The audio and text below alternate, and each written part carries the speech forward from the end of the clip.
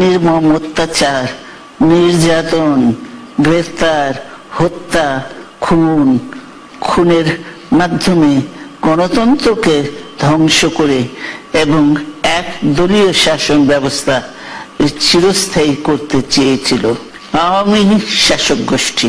ছাত্র জনতার সম্মিলিত অভ্যুত্থানের মধ্যে দিয়ে ফ্যাসিবাদদের পতন ঘটেছে, সুযোগ সৃষ্টি হয়েছে নতুন করে বাংলাদেশকে বারবার।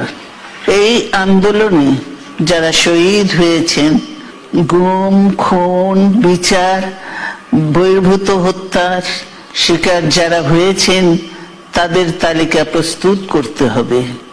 দ্রুত বিচারের ব্যবস্থা ও রাষ্ট্রীয় স্বীকৃতি নিশ্চিত করতে হবে।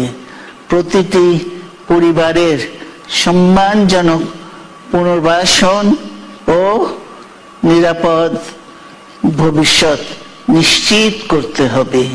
প্রিয় দেশবাসী, আমাদের সামনে যে সুযোগ সৃষ্টি হয়েছে নতুন করে গণতান্ত্রিক ব্যবস্থাকে প্রাতিষ্ঠানিক রূপ দেওয়ার, তা আমাদের দ্রুত সম্পন্ন করতে হবে।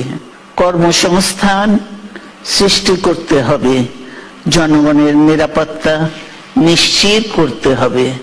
সর্বোপরি বাংলাদেশের স্বাধীনতা, সার্বভৌমত্বকে রক্ষা করতে হবে যে কোনো মূল্যে। বীরের এই রক্তস্রোত, মায়ের অশ্রুধারা যেন বৃথা না যায়, তা নিশ্চিত করতে হবে। ঐক্য বজায় রাখতে হবে।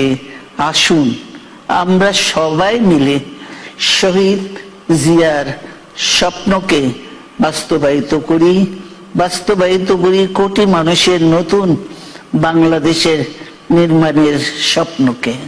আল্লাহ হাফেজ। বাংলাদেশ জিন্দাবাদ।